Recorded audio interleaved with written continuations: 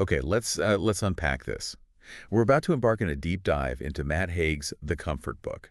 It's a really unique source of, well, comfort and insight. Hmm.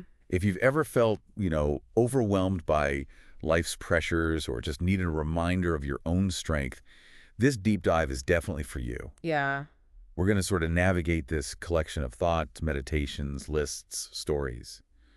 All things Matt Haig compiled from his own life, especially the tough times. Right.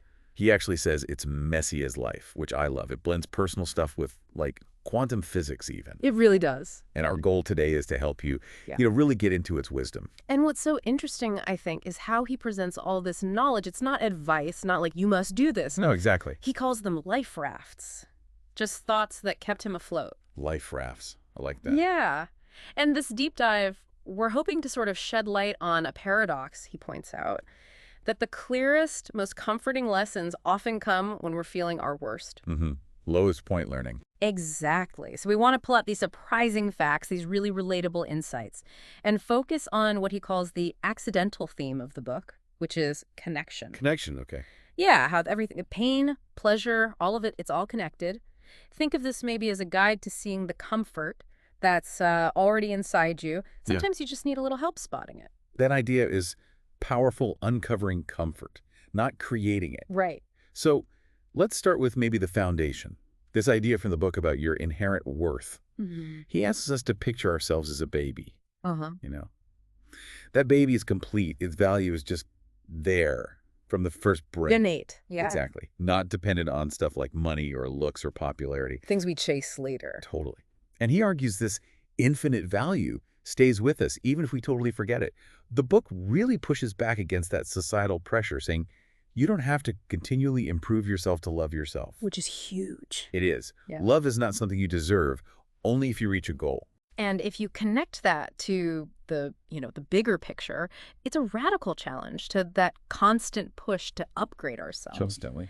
It suggests your value is intrinsic. It's in the being, not the doing. Being, not doing. Which, I mean, it raises a big question for us, doesn't it? If value isn't earned, how do we actually, feel that? How do we internalize it? Yeah. How do you make that real? Well, the book's response is pretty powerful. It encourages just accepting imperfection, radically accepting it. Yeah. It's okay to be broken. It's okay to have scars from things you've been through. Yeah. To be a mess. Or he has this lovely image, the teacup with a chip in it. Ah. Because that's the one with the story, right? Yeah. The chips show it's lived. That's beautiful. And it's also okay to just like what you like for no reason other than you like it, not because it's cool or trendy. Yeah. Drop the external validation. Exactly. And this idea extends to letting people find you, doesn't it? Yeah. He quotes Anne Lamott. Oh, the lighthouse quote. Yes. Lighthouses don't go running all over an island for boats to save. They just stand there shining. It's okay to just be there, to let yourself be reached.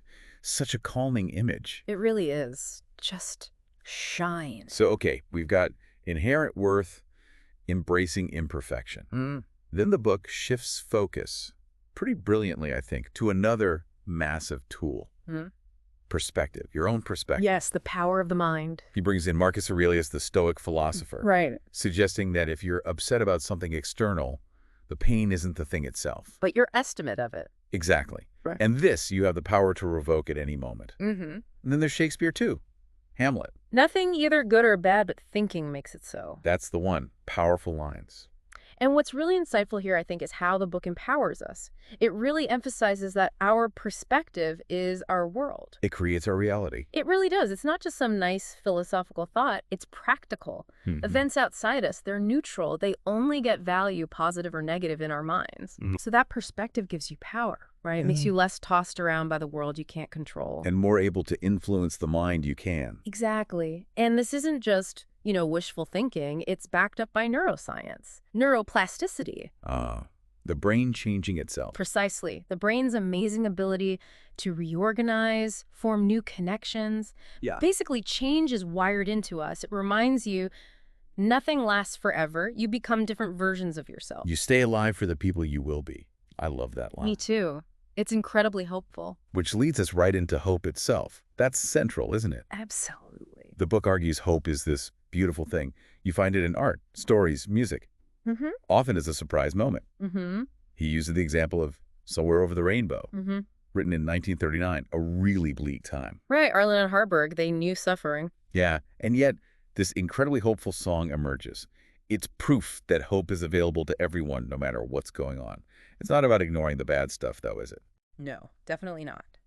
If you connect this to the bigger picture, hope isn't denying your current reality. It's about accepting the unknowability of the future. Okay, the not knowing. Yeah. Hope, really simply, is just accepting possibility. Like the book says, you can have your feet firmly in Kansas, knowing today's struggles. But your mind can be in Oz. Exactly. Holding on to the potential for something different tomorrow. Kansas and Oz, I'll remember that. Okay, so building on that hope, let's talk practical tools. Tangible ways to move through hard times. Mm-hmm. He tells this great story from his childhood, getting lost in a forest in France with his dad. Oh, yeah, I remember this one. And his dad just says, if we keep going in a straight line, we'll get out of here. It's a simple logic. Yeah. And that became his mantra during his own breakdown. Just walk.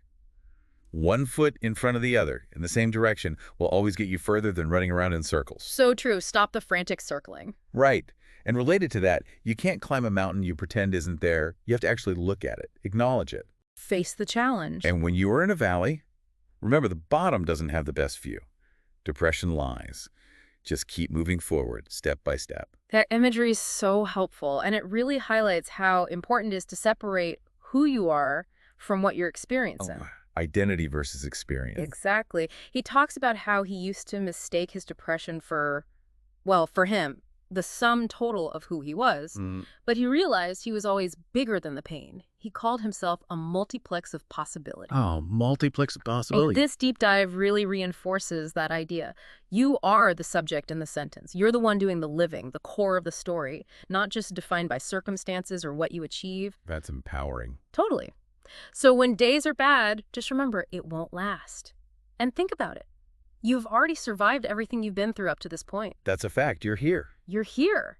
And rock bottom, he says, isn't the end. It actually reveals the solid bit of you, a foundation you can build on again. Finding the solid bit. That's a hopeful reframe of rock bottom. It really is.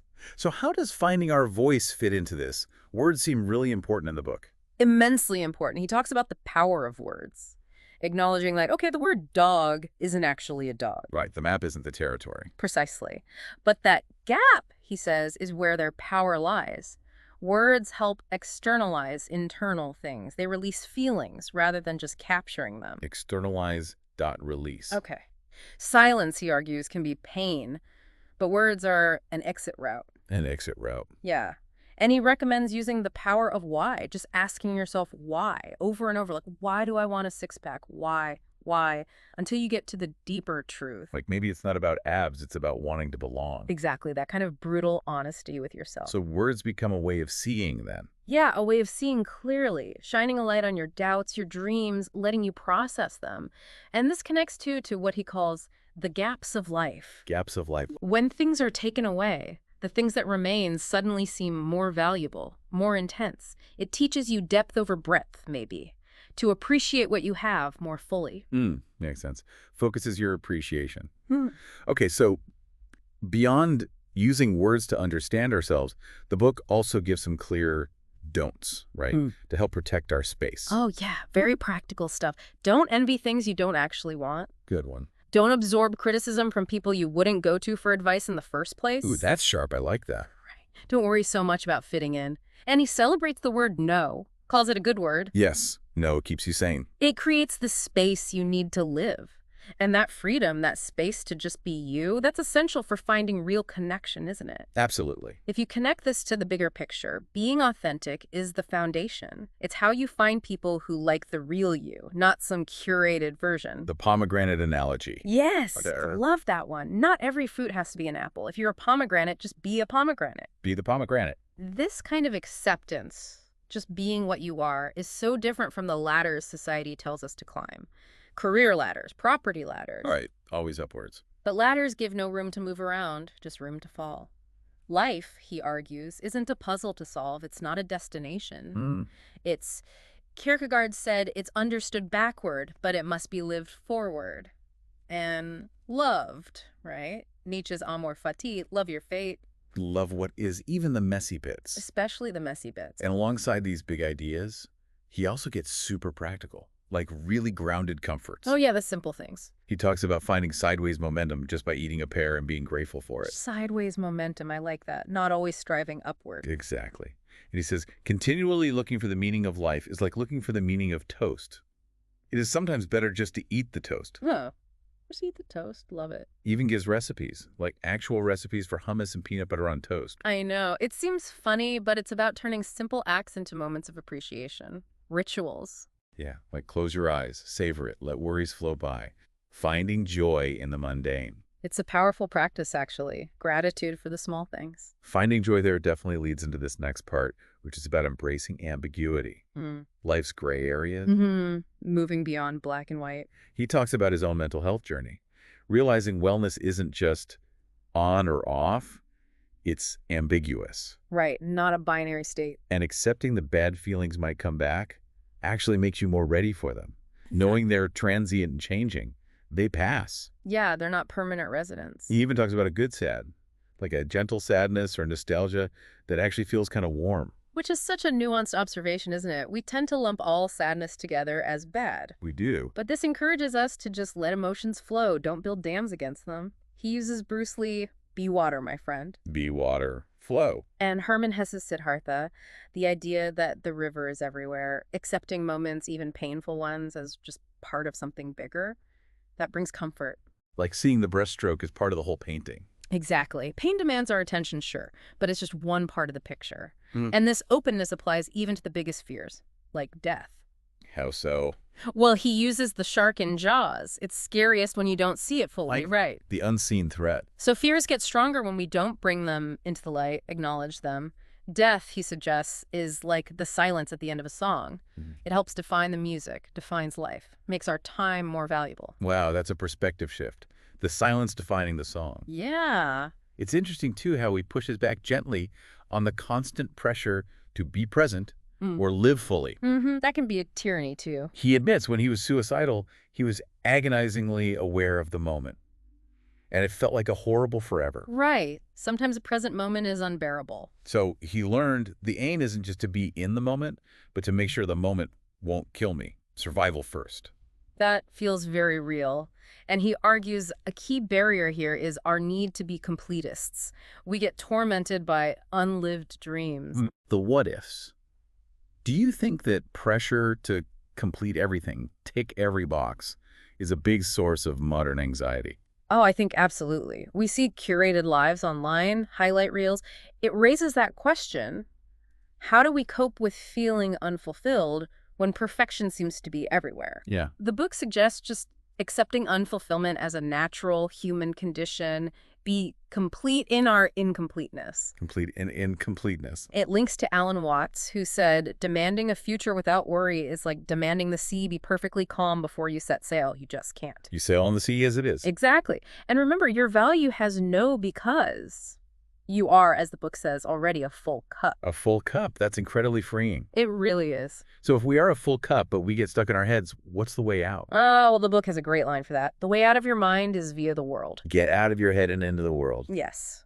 Look outwards. He points to Beethoven, composing masterpieces while completely deaf, driven by his art, by something outside his suffering. Haig himself found relief from anxiety by just immersing himself in Game of Thrones. Anything to shift focus. Find a big enough passion. Right. Curiosity and passion are the enemies of anxiety. Find a passion as large as your fear. That's a great takeaway. And it doesn't have to be monumental from the start. He celebrates late bloomers, like the poet Joy Harjo learning saxophone in her 40s. It's never too late. It is really never too late to begin something valuable. So true. And if we connect this to the bigger picture again, it suggests embracing our weird thinking, the quirky, non-conforming bits of us. Our eccentricities? Yeah, they keep us fresh, capable of surprise, stop us getting rigid. And it's also about letting go of controlling others. Other people are other people. Hard, but necessary. Your self-worth isn't found in what they think of you. He uses Nellie Bly, the journalist, as an example of just applied energy, making a difference despite huge obstacles. Focused energy outwards. Yeah, the whole messy miracle of being here is about radical acceptance. of ourselves, others, the world, imperfections and all. Which brings us to uncertainty, doesn't it?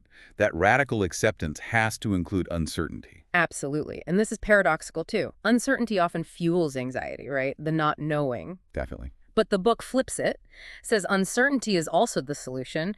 The universe is probabilistic, not totally predictable. There's always space for chance. Okay. Yeah. How is that comforting? Well, bad things happen, yes.